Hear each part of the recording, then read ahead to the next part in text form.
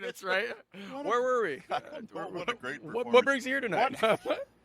What a great, in particular, what a great acoustic performance. Oh, My thanks, goodness. man. Yeah, a little different than the last time. Huh? Yeah, it is. Yeah. And it's so complex. Is it okay to call it augmented acoustic? It's augmented acoustic. I have a pedal that I'm working with. Sure, Yeah. you work it. I work that pedal. Yeah. It's like you work the whole thing. The Yeah. pedal's coincidental. Yeah. The acoustic presentation is just excellent. Oh, thanks a lot, Jack. I appreciate it. You man. alluded to a number of things that you've got going on besides your ongoing concerts, but that you do. But what about the promotion, the production stuff that you're doing with some of these events that you're doing over by the beach? Oh, yeah. We put on through La Izquierda. It's a nonprofit organization that's about just community building and building community through music and surf and just the natural resources we have in Galveston, just to like protect the local and build up the local through music, really. Some of what's going on now. But you evidently have quite a story. Can we get an abbreviated chronology of your arrival into the performance scene? Okay, well, I moved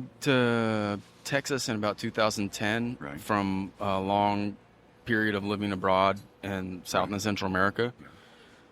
I moved to Houston, was there for a couple years, then moved to Galveston, and the music community embraced me and allowed me to start playing more shows and releasing music, and I learned a lot about recording music and releasing albums, and I've released a few of them, and some of them have done pretty well.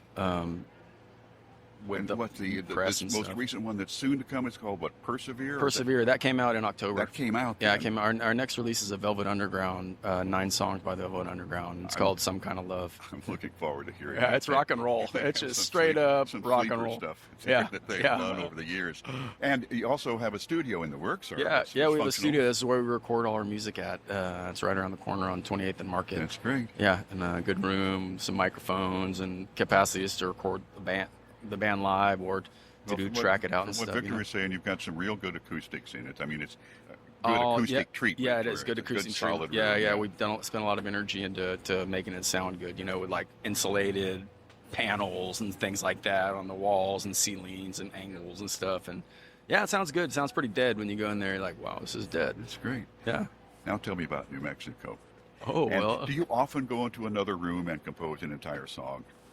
Every once in a while, when it hits you like that, and you can really hear it and feel it, and I know enough to like take advantage of it when it's there, because if you don't, you can be like, oh, I'll get it later, get it later. You're not going to get it later. You need to do it like then while you hear it, and like that was one of the instances that it hit me, and I could hear it. I could just hear the song, and I was like, ooh, this is cool. I like this. Now, once you play it, do you have to record it to make sure that you've retained it stick a phone in front of it or something? Or is it in your brain once you've initially composed it? It always kind of depends. Like this one, it was just in my brain because I composed it.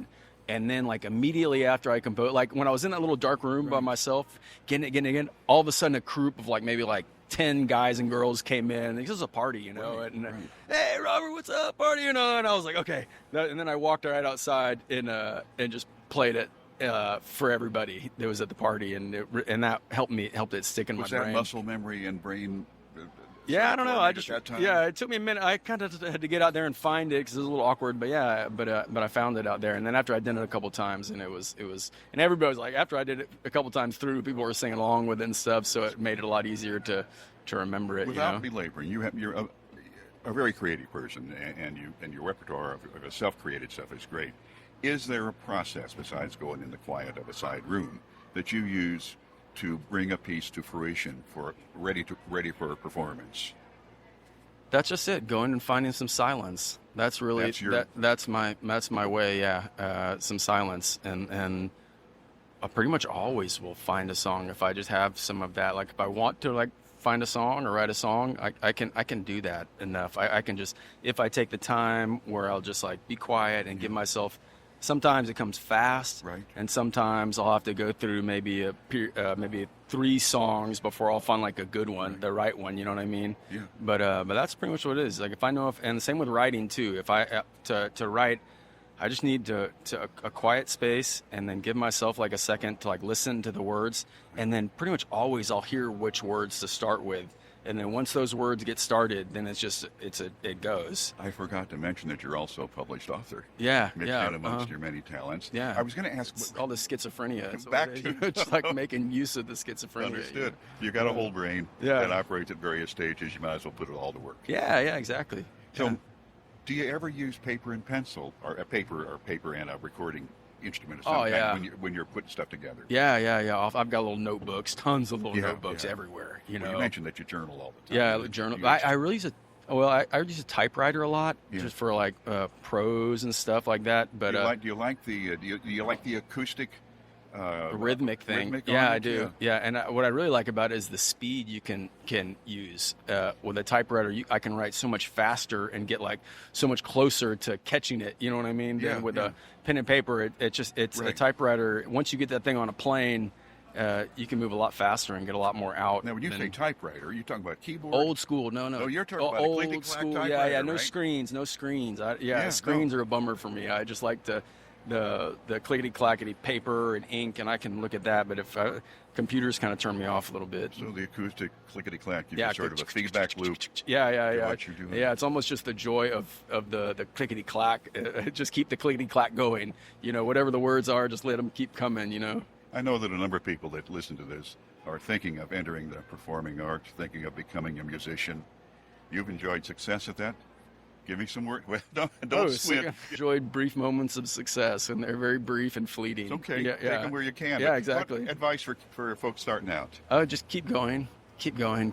That's it. That's the only advice, is just to keep going, and whatever happens, just keep going, and keep your expectations low and your gratitude high, and that's what and because the real joy just comes from the music itself, and all the other things, successes that may come along, you want them because you want money, and you get into, it's really weird, like with this music stuff, you get like hooked in it, you know what I mean? You start making some money and you're like, oh yeah, I'm making money, this is great, and then you go, eventually you're like, oh, I can stop doing this other stuff, and then sometimes that money like stops, and you're out of product, and then you're out, or like takes a downturn, and then you're like, oh man, but you're already like in it, you know what I mean? So you can't just like, I've told myself I'm like quitting 1,000 times, but I just don't, you know what I mean? Well, because what are you gonna do if you quit? You can try to quit, but then what are you gonna do? You still gotta do something, So it's easier to hustle. This is a hustle I know how to do, you know what I mean? I've kind of done it for a while in lots of different ways I've done this hustle,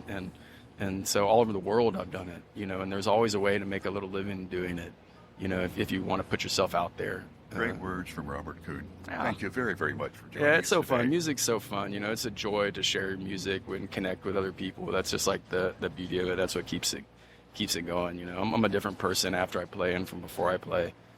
That's what keeps it going. Thanks for your time. Yeah, thank you, Jack. I appreciate it, man.